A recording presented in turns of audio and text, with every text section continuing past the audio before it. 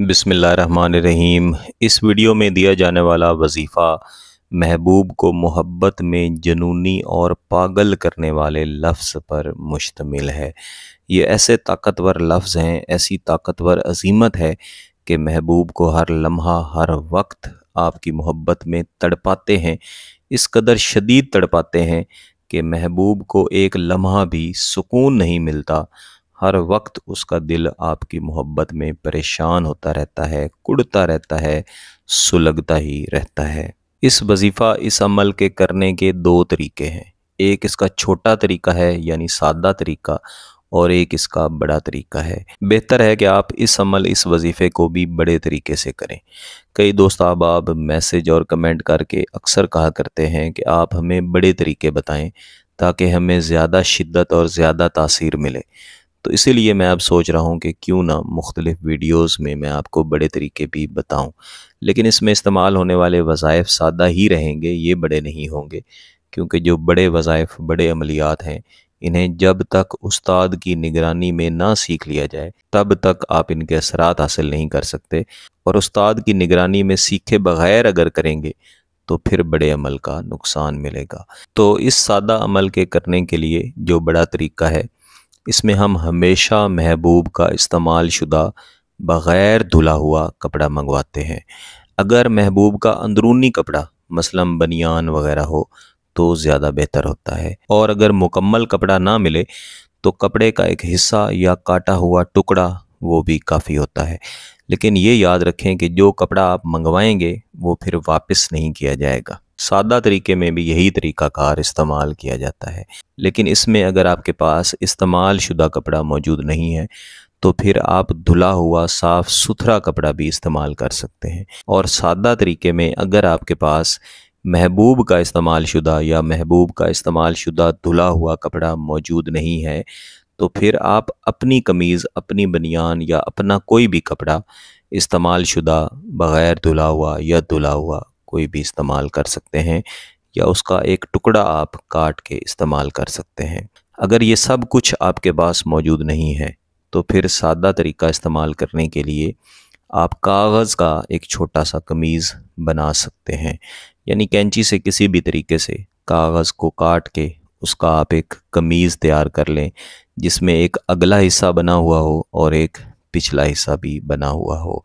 चाहे आपने कागज़ का कमीज़ इस्तेमाल किया है, चाहे आपने महबूब का कपड़ा या अपना कपड़ा इस्तेमाल किया हुआ है, इस कपड़े की एक तरफ आप एक अज़ीमत लिखेंगे और कपड़े की दूसरी तरफ आप दूसरी अज़ीमत लिखेंगे। ये अज़ीमतें आपने किसी भी किस्म की स्याह रोशनाई से लिखनी है। जो कपड़े की एक तरफ है, कोई एक तरफ, इस तरफ आप लिखेंगे काबिलनी मिसलल मजनून। इसका आप स्क्रीनशॉट ले लें या इसको लिख के रख लें। एन यही अज़ीमत आपने एक तरफ लिख देनी है, और दूसरी तरफ आप लिखेंगे अलबका फ़ी हुज़्निल हुब्बी, अलबका फ़ी हुज़्निल हुब्बी।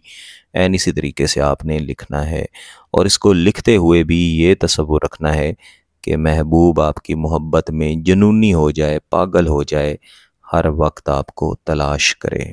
ये लिख लेने के बाद चाहे कपड़ा है चाहे कागज़ है, इसको आपने अपने सामने रखना है और इसके ऊपर आपने अपना दायां हाथ रख देना है, और आंखें बंद करके आपने ये तसव्वुर करना है कि महबूब पागल और जुनूनी हो के आपके बिल्कुल सामने खड़ा है, और आपने ये जो हाथ रखा हुआ है ये कागज़ पर या कपड़े पर नहीं, बल्कि आपने महबूब के सीने पर पिछली तरफ, यानी महबूब की कमर जो है बिल्कुल सीने के पीछे, यहाँ पे आपने गर्दन के नीचे हाथ रखा हुआ है, और आपने इस अज़ीमत को 300 मरतबा पढ़ना है। कुन मजनूनन व हज़ीनन फिल हुब, कुन मजनूनन व हज़ीनन फिल हुब।